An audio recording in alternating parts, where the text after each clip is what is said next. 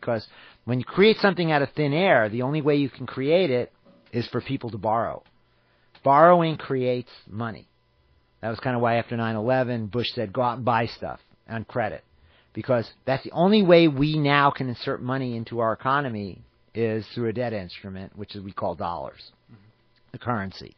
So the two biggest forces, well, we have Turkey with all their oil. That's a raw material. That creates wealth. Taking something out of the ground creates wealth. And the other two big forces were America and Russia. And Russia was, at that point, had made its money basically growing hemp for sales and a huge granary, which we began, the beginning of World War I, really, we have to go back to about 1890, 1870, 1860, right after Civil War, when the granary of America came into its own, and we started ripping up the prairies and creating all this really cheap grain. And we had the Mississippi River, and we brought it all down to the Mississippi River, and then we shipped it out and convinced other countries to take this cheap food, this cheap grain, and we sent it to, we now needed new slaves, so we used our cheap grain in Eastern Europe, in that area, to basically create poverty there, because by bringing cheap grain into, let's say, Russia, Ukraine, we put their farmers out of business. Those farmers then became extremely poor. There was still grain, but it was this cheap American grain. These other farmers were poor. They became the new slaves of America. They came, and that was when the big Eastern Europeans started coming, about 1890 and so like that, and they were the first group, or 1870s, 80s. The Eastern Europeans kind of filled in the gaps, sort of, that slavery hadn't filled in. And so Russia was kind of back on its heels, but it was still a huge power. And it really wasn't playing into this Anglo-American game. And so part of World War I was to bring Russia down and to begin the bringing down of America, because America has a huge amount of wealth, huge amount of manufacturing, huge amounts of all kinds of stuff. And really World War I, when we look at the fruits of World War I, it was the Depression and the destruction of manufacturing in America and stuff like that. But that's a whole other story. We'll get into that because it leads to World War II. It leads to now even. A lot of the problems we have now with immigration. When we look at the Mexicans and the poor people from South America, or mostly Mexicans that have infiltrated America, I'm not angry at them because they are a direct result of our flooding Mexico with our cheap GMO grain, with cheap GMO corn and grains, put them out of business. People do not understand that cheap food does not create wealth. Okay? Expensive food creates wealth.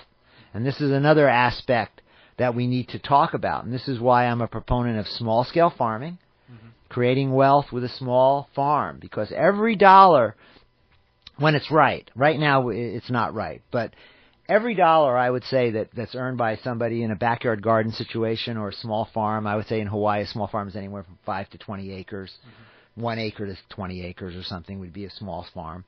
On the mainland, maybe 500 acre, 1,000 acre grain farm would be a small farm operation. They don't exist hardly anymore. But a small farmer, when he gets $1, that dollar will literally probably turn into $7 to $10 of wealth by the respending aspect, because they are the base consumer. They're going to go out locally and buy whatever they need. They're going to hire someone locally to fix their machines, and that money is going to turn over 7 to 10 times. Plus, the food could potentially be resold.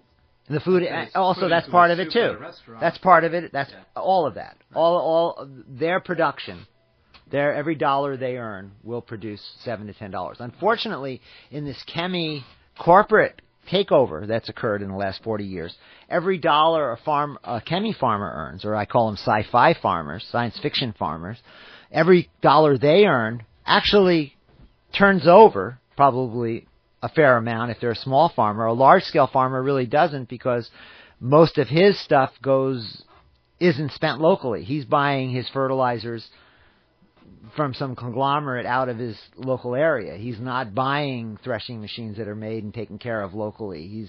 It all leaves really quickly. I'm talking about small scale people.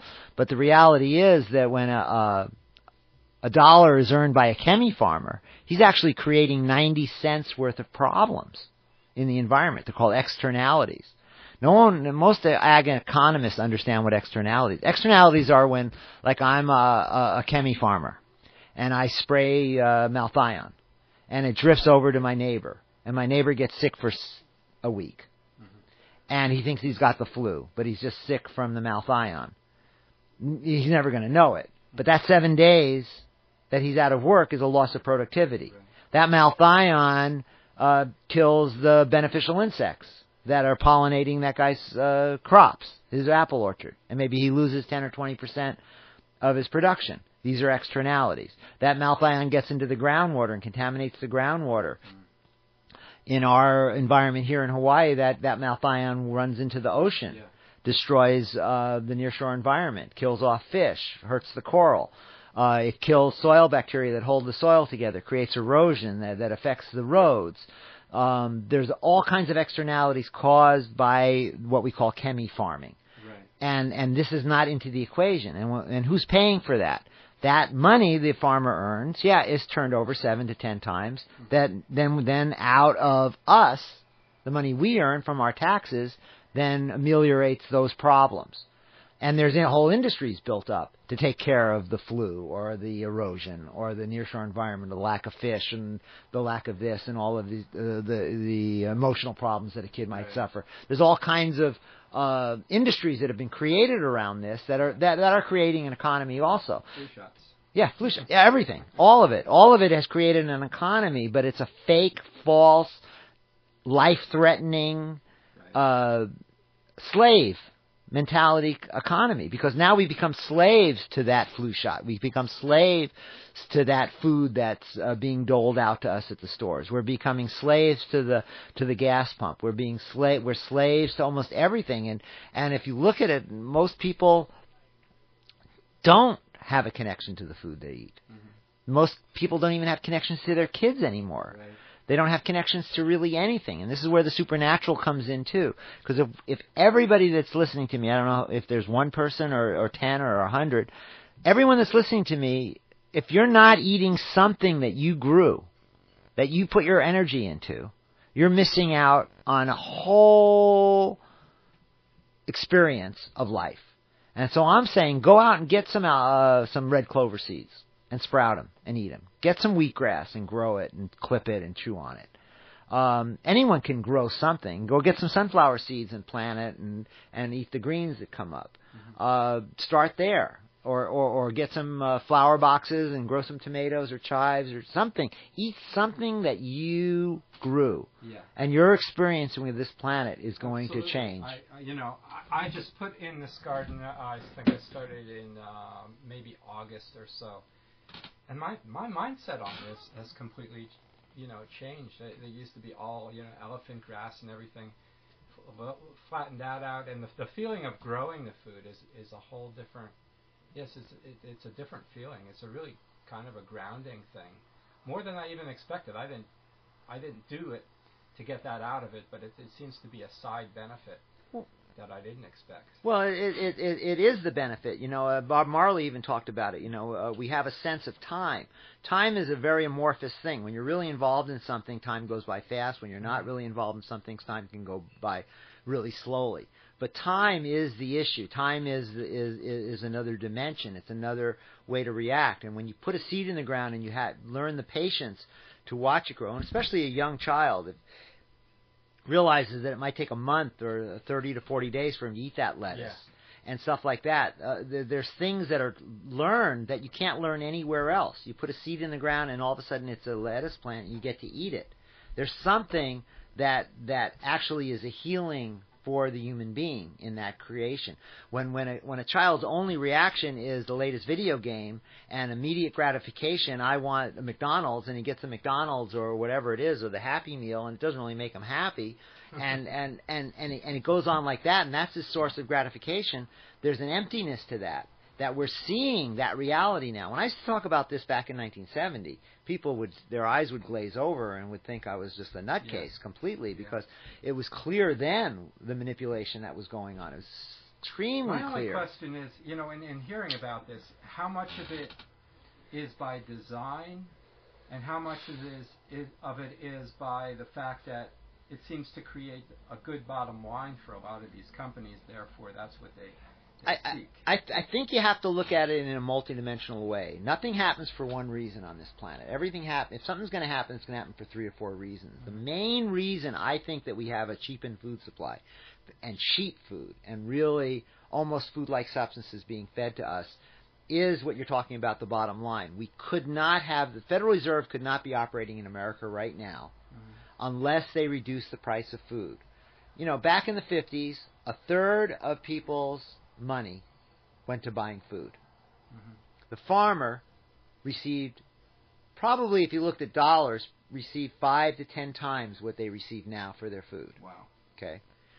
Every dollar earned by a farmer translates out to $7 to $10 worth of economy. Okay. When now we have, and back then we had one farmer, I think, to every 7 people. Now we have one farmer to every 50 people. Wow. Okay. So the reality is that there's a concept called parity, and the last time we had parity was 1914, and parity is a concept, and you can look it up, and you can look up this group called NORM, which is the National Organization for Raw Materials, and they're very, very educated on this. It's a very important concept to get into. I can't see that. What's it say? Join the parody. Okay, parody. That was the name of it. A short story that I wrote. Okay, I read parity is an extremely important thing. Parity is when things are in balance. Parity is when there's a fair price paid for everything. Right. Parity is when everybody is getting what they want out of a situation. Parity is what this planet is all about. There's parity when things are working right. There's parity, and when we talk about financial parity, we're talking about, let's say, 1914, gold, wheat, silver, cars, houses, everything you could buy with money, anything you could imagine, had a relationship. There was always this relationship, what if gold to silver was 1 to 30 or something, right? To wheat, it was gold to wheat was 15 or something. There was a relationship. And we can track it back into the 1800s, and whenever there was low unemployment, cultural stability, high savings, basically what we would call peace in the culture, every one of those indicators had the same relationship. So if gold was 15, silver was 50 cents or something, and wheat was, etc. Everything had a relationship. And the last time we had parity in this country was 1914. Right. Now, what happens when we have parity and when a farmer is paid enough, his putting a seed in the ground, takes a seed, puts it in the ground, and all of a sudden there's 100 seeds coming out from nowhere. Where did it come from? It came from his labor, came from the sun, came from the water, came from the ground. Now, all the things that had to do with nature, which would be the ground, the sun, the water, all of those things, were the profit that he made. All of his energy going into growing the seed was his salary. The profit came from the sun and the water and all of that other stuff. Maybe he spent a little money on fertilizer, but a lot of the growing areas, the really thick clay loams and stuff like that, hardly any fertilizer was even put out back in those days. And that profit then turned through the economy, and so much money was generated from that profit that it created the economy. And so there was a link between the amount of money earned by a farmer and the amount of manufacturing that could support. And Ford understood that. That's why he paid his workers a very high wage, because he realized the higher the wage he paid them, the more money went out into the economy. They were able to then buy the cars, and more cars were bought, and it was a self-fulfilling prophecy. We see this in Europe. Everyone's trying to make it a left-right paradigm. Everyone's trying to say